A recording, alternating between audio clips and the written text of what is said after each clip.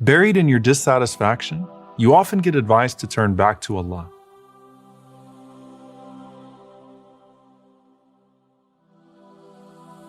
Pray to Him, they say. Talk to Him. He will make a way out for you, they say, but you just have to ask more.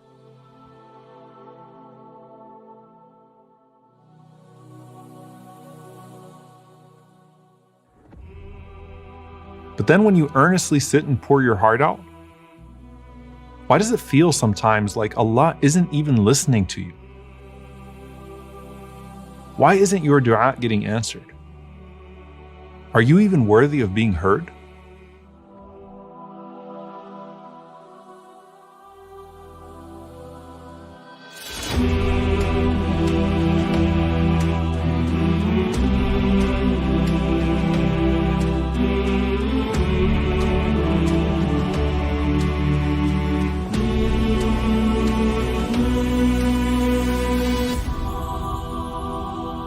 Salman al-Farisi radiyallahu ta'ala anhu narrates something beautiful. He says, إِذَا كَانَ الرَّجْلُ دَعَاءً فِي السَّرَّاءِ ثُمَّ نَزَلَتْ بِهِ ضَرَّاء فَدَعَى.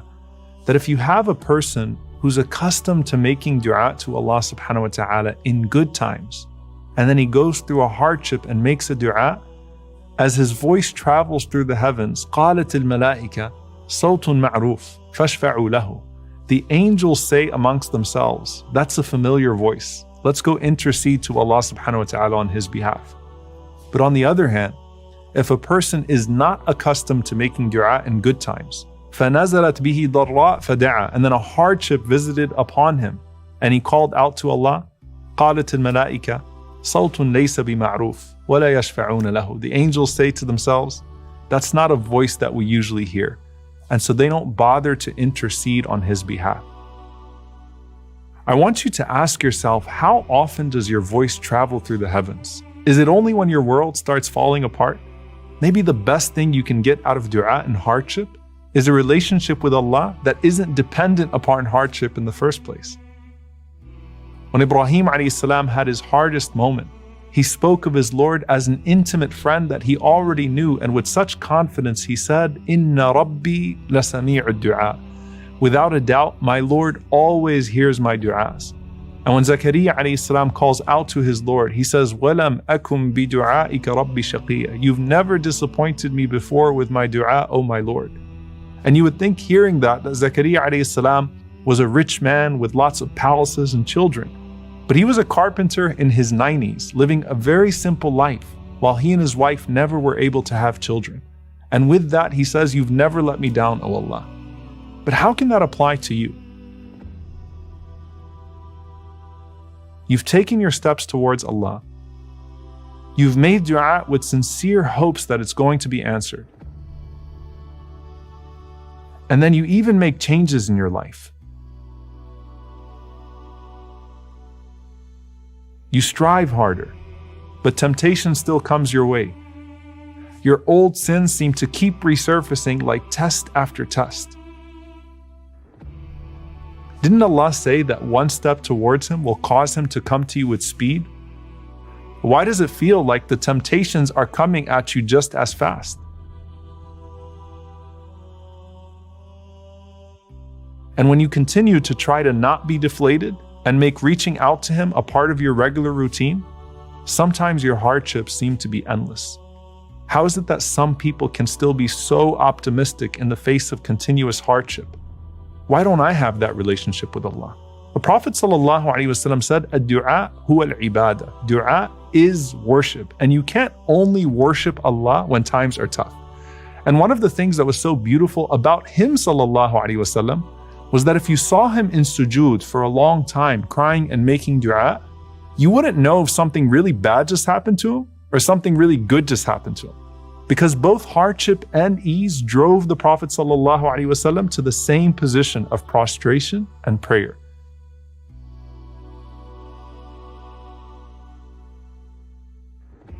But for the rest of us, sometimes Allah prescribes the bitter medicine of hardship so that perhaps we can wake up and perceive the very purpose of our existence.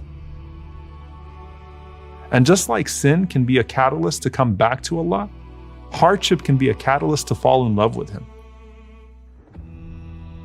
And that relationship with Him is the greatest risk you can get when calling upon Him. Because before the removal of the hardship itself, we can feel this expansion in our chest as faith is renewed and settled within. But I turned to Allah and made dua to Him. Shouldn't all of my problems actually go away? The Prophet ﷺ said, "Ud'u Allah wa antum muqinuna bil ijaba." Call upon Allah while you are certain in the answer. وَإِذَا سَأَلَكَ عِبَادِي عَنِّي فَإِنِّي قَرِيبٌ. And when my servant asks about me, I am close. I respond to the call of the caller when he calls upon me. And that's why Umar radiallahu anhu said, I don't even worry about the response to my du'as. I just worry about the ability to make du'a because I know that Allah will do His part. So the greatest outcome has already happened, which is a long overdue conversation between you and Allah. But did you know that the greatest reward is actually then waiting patiently for the response? The Prophet ﷺ said, "Salu Allah min fadlihi fa inna Allah azza wa jal yuhibbu an yus'al wa afdalu al-ibada intidaru al-faraj." He said, ask Allah for His bounties as Allah loves to be asked. And amongst the best acts of worship is to patiently wait in expectation of relief. This as opposed to the person who the Prophet ﷺ said, Allah will answer until they say, "Da'utu fada'utu falam yustajab li." I prayed and He didn't answer me.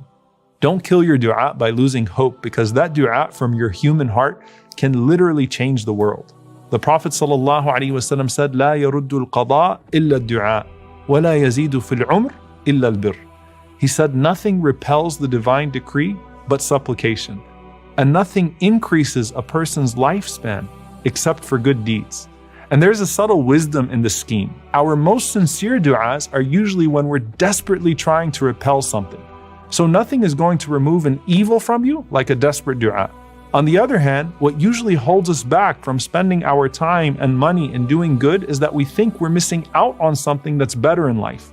But nothing actually increases our time and sustenance like those good deeds themselves. So the Prophet ﷺ is saying that du'a repels bad decree and good deeds increase good decree. But what's bad and good anyway?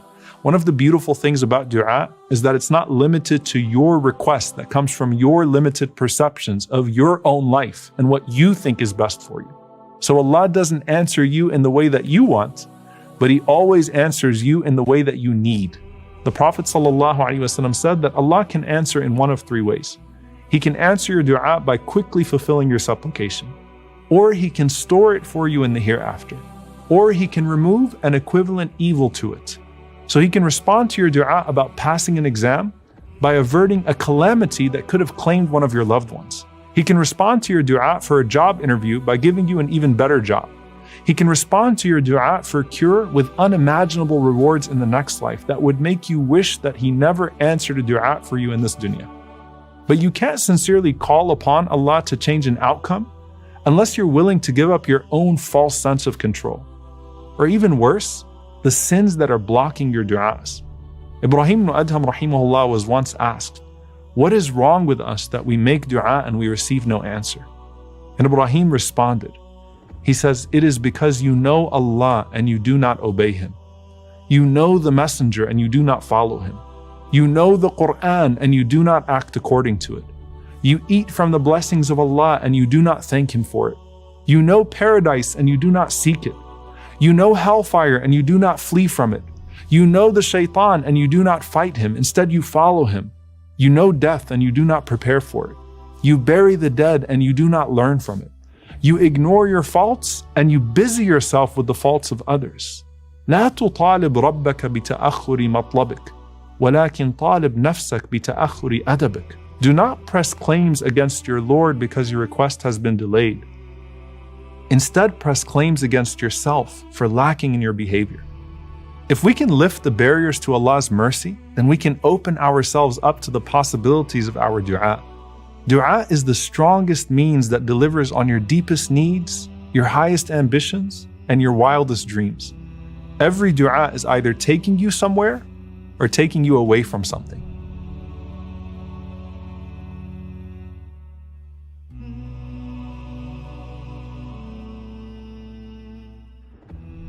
So when you see the people whose struggles seem tougher than yours, and wonder about how they still double down in sincerity.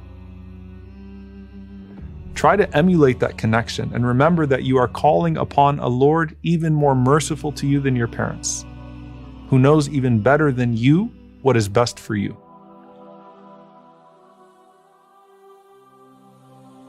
Perhaps what you needed to learn this whole time was patience from the one who was patient with your absent voice.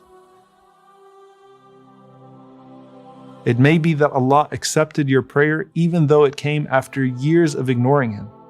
So accept His decree with you even if it doesn't make sense for years to come. Because if Allah has not heard you call out to Him for so long, how can you be so hasty in demanding His response right now? But just know that He gave you a chance to make dua because He wants to decree in your favor. متى أطلق لسانك بالطلب فاعلم أنه يريد أن يعطيك. Anytime He allows your tongue to move in prayer, know that it's because He wants to give you something in response. But dua has many phases and many steps along the way. The first step is you just learning to talk to Allah. But now you need to learn to trust Him. Because on the way to the answer of your dua, you're going to stumble a few times, all for your own good. قل لن يصيبنا إلا ما كتب الله لنا هو مولانا وعلى الله فليتوكل المؤمنون